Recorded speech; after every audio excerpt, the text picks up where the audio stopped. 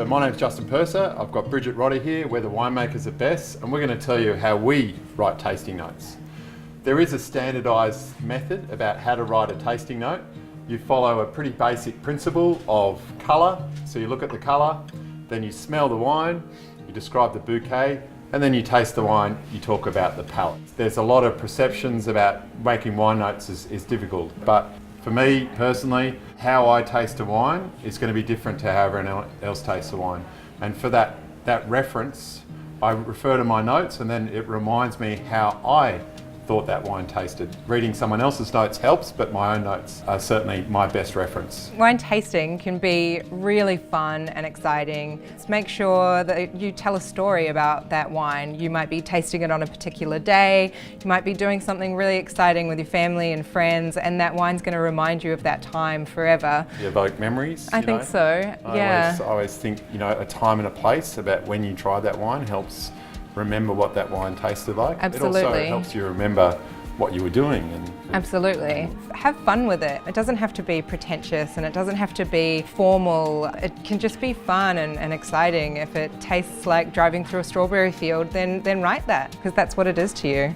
I've never driven through a strawberry field, but I reckon it would be amazing. And I reckon it would be just like drinking maybe our Pinot Meunier. So there you go.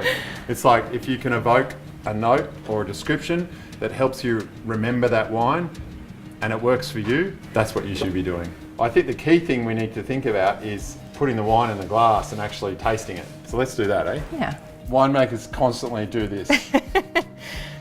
And why do we do that? Because it helps release the aromas out of the wine.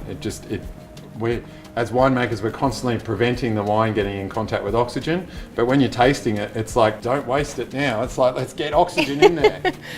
So what do you see in that wine, Brigitte? It's bright and floral, it's rose petals, and it is beautiful raspberries, cherries, strawberries, those lovely red fruits, and it's just jumping out of the glass. And the colour as well evokes some of those flavours. You can tell straight away that it's going to be a lighter bodied wine just by the colour and the brightness and the freshness of the colour. So, and those key descriptors are great. It's like, don't think about what you're saying, just punch out some descriptors and try and make notes on it. I mean, everyone can say that they see red fruit in there or berries. Just keep it simple until you can really start to form those more descriptive tasting notes. Try and work out exactly what it is about that wine. Is it light? Is it dark? Is it subtle? Is it full on? Use descriptors like that. I think wine is about a feeling as much as a taste.